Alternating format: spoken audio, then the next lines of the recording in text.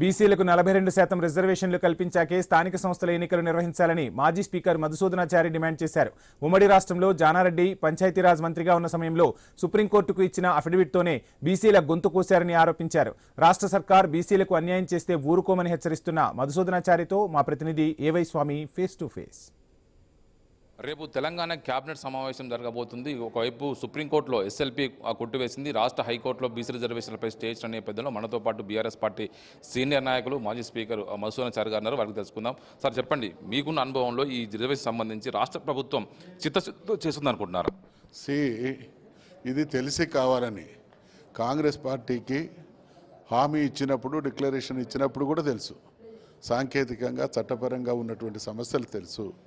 అధికారంలోకి రావడమే పరమావధి కాబట్టి అధికారంలోకి రావడానికి ఇచ్చినటువంటి ఈ హామీ అమలు చేయడంలో ఈరోజు కూడా, అంటే హామీ ఇచ్చినప్పుడు కానీ అమలు చేసేటువంటి క్రమంలో కానీ కాంగ్రెస్ పార్టీకి ఏనాడు చిత్తశుద్ధి లేదు. నిజంగా కాంగ్రెస్ పార్టీకి చిత్తశుద్ధి ఉంటే ఈ దేశంలో ఉన్నటువంటి బీసీలు కానీ, ఈ రాష్ట్రంలో ఉన్నటువంటి బీసీలు కానీ రాజ్యాధికారంలో ఈ రకమైనటువంటి అవమానానికి, అన్యాయానికి గురయ్యేటువంటి వాళ్ళు కాదు. అందుకనే మేము అనేక సందర్భాల్లో కాంగ్రెస్ పార్టీకి, ప్రభుత్వానికి హెచ్చరిక చేసినాం, సూచన కూడా చేసినాం. 42% రిజర్వేషన్లు అమలు కావాలంటే రాజ్యాంగ సవరణ జరగాలి, 9th షెడ్యూల్లో చేర్చాలి. తమిళనాడు ఆ రకమైనటువంటి ఒత్తిడిని పెంచి అనివార్య పరిస్థితిని కల్పించి అక్కడ ఈ అవకాశాన్ని సద్వినియోగం చేసుకోవడం జరిగింది. కాబట్టి మనం కూడా అదే పందాతో పోవాలనేటువంటి మా సూచనను, ఒకవైపు మీ సూచనను గౌరవిస్తామని అంటూనే రకరకాల ప్రయత్నాల ద్వారా వాళ్ళు ఏమార్చేటువంటి ప్రయత్నం చేస్తూ ఉన్నారు. మొన్న ఇచ్చినటువంటి జీవో విషయంలో హైకోర్టు కానీ, సుప్రీంకోర్టు కానీ ఏ రకంగా రియాక్ట్ అయిందో కూడా మనం చూస్తూ ఉన్నాం. ఉమ్మడి రాష్ట్రంలో రాష్ట్ర ప్రభుత్వం బీసీలకు గొంతు కోసింది. అప్పుడు ఇచ్చినటువంటి అఫిడవిటే మొత్తం దీనికి ఇబ్బందికరంగా మారింది. వాటికి ఆనాడు జానారెడ్డి గారు ఇచ్చినటువంటి, ఆ సుప్రీంకోర్టుకి ఇచ్చినటువంటి అఫిడవిటే తర్వాత జరిగేటువంటి ఎన్నికల్లో మీ డైరెక్షన్ ప్రకారమే రిజర్వేషన్లు ఉంటాయి తప్ప ఈ ఒక్కసారి మాకు వెసులుబాటు ఇవ్వండి అనేటువంటి విజ్ఞప్తి మేరకు ఆ రోజు దాన్ని సీరియస్గా తీసుకోవడం జరిగింది. తదనంతర పరిణామాల్లో సుప్రీంకోర్టు డైరెక్షన్కి అనుగుణంగా రిజర్వేషన్లు అమలు చేయాల్సినటువంటి పరిస్థితి దాపురించింది. మరోవైపు మీరు గత 2019లో కేసీఆర్ సీఎంగా ఉన్నప్పుడు చేసిన ప్రయత్నాలే మళ్ళీ సేమ్ అదే ప్రయత్నాలు ఈ ప్రభుత్వం కొనసాగిస్తుంది. ఇలా కొత్తగా ఏం లేదని చెప్పి చాలామంది నిపుణులు అంటున్నారు కదా. అంతే కదా, కేసీఆర్ గారు ఆల్రెడీ తీర్మానాలు చేశారు. దీనికి సంబంధించిన వాటి విషయంతో పాటు చట్టసభల్లో నేను స్పీకర్గా ఉన్నాను, ఎందుకంటే నా హయాంలో జరిగినటువంటి తీర్మానాలు కాబట్టి వాటిని కూడా ఈ సందర్భంగా ఉటంకించాల్సినటువంటి అవసరం ఉంది.